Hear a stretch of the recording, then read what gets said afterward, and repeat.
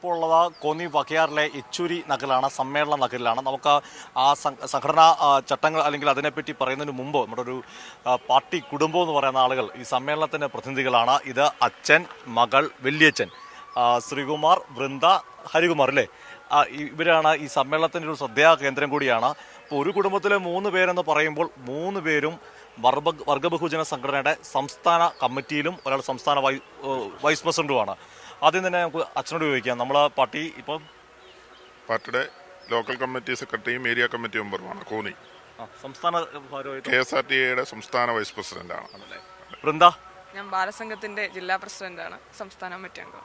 CPMന്റെ local committee മെമ്പറും KSTAയുടെ സംസ്ഥാന committee അംഗവുമാണ്. അങ്ങനെ സംസ്ഥാന തലത്തിൽ പ്രവർത്തിക്കുന്ന ആളുകളാണ് ഒരു കുടുംബത്തിലാണ് വന്നത്. അങ്ങനെ ഇവർക്ക് രാഷ്ട്രീയം കുടുംബകാര്യം കൂടിയാണ്.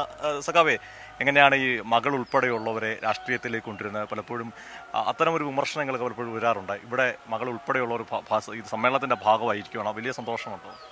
എൻ്റെ അച്ഛൻ പാർട്ടിയുടെ 56-ൽ സെല്ലിന്റെ സെക്രട്ടറിയായി പ്രവർത്തിച്ച ആളാണ്. പാർട്ടി സെല്ലിന്റെ സെക്രട്ടറിയായി പ്രവർത്തിച്ച ആളാണ്.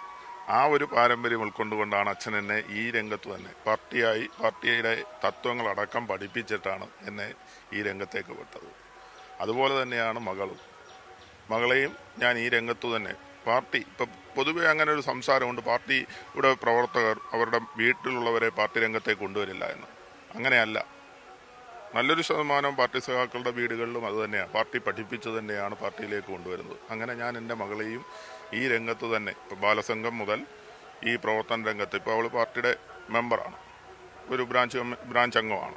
അങ്ങനെ ആ രംഗത്തേക്ക് തന്നെ കൊണ്ടുവന്നിരിക്കുകയാണ്. എന്നാൽ ഇവർ മാത്രമല്ല, വിഷ്ണുവും വൈഷ്ണവിയും ഉണ്ട് അടൂരിൽ നിന്നുള്ള സഖാക്കൾ. അവർ ആങ്ങളെയും സഹോദരനും സഹോദരിയുമാണ്.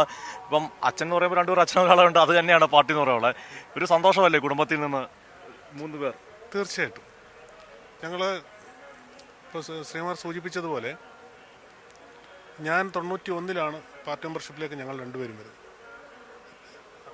ശ്രീകുമാർ ഏരിയ കമ്മിറ്റി അംഗവും ഞാൻ ലോക്കൽ കമ്മിറ്റി അംഗവുമാണ്. ഒരു സഹോദരൻ പാർട്ടിയുടെ ബ്രാഞ്ച് സെക്രട്ടറി, അത് കോപ്പറേറ്റീവ് എംപ്ലോയീസ് യൂണിയനുമായിട്ട് ബന്ധപ്പെട്ട ഏരിയ സെക്രട്ടറി ആയിട്ട് പ്രവർത്തിക്കും. അതാണ് നമ്മുടെ കുടുംബത്തിലെ ഒരു പശ്ചാത്തലം. നമുക്ക് വൃന്ദയോട് ചോദിച്ചിട്ട് അവസാനിപ്പിക്കും. വൃന്ദ, അച്ഛനും വല്യച്ഛനും ഒക്കെ ഉണ്ട്.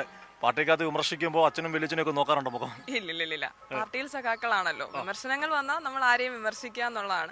അത് അവർ 2 പേരും എന്നോട് പറഞ്ഞു തന്നിട്ടുള്ളതും അതാണ്. വിമർശനങ്ങൾ ഉണ്ടെന്നുണ്ടെങ്കിൽ അത് മുഖത്ത് നോക്കി പറയണം. ആ രീതിയിൽ തന്നെയാണ് പോകുന്നത്. അവരുടെ ആശയങ്ങൾ ഉൾക്കൊണ്ട് തന്നെയാണ് ഞാനും പ്രവർത്തിച്ചു പോയിക്കൊണ്ടിരിക്കുന്നത്. അഭിനന്ദനങ്ങൾ, ആശംസകൾ.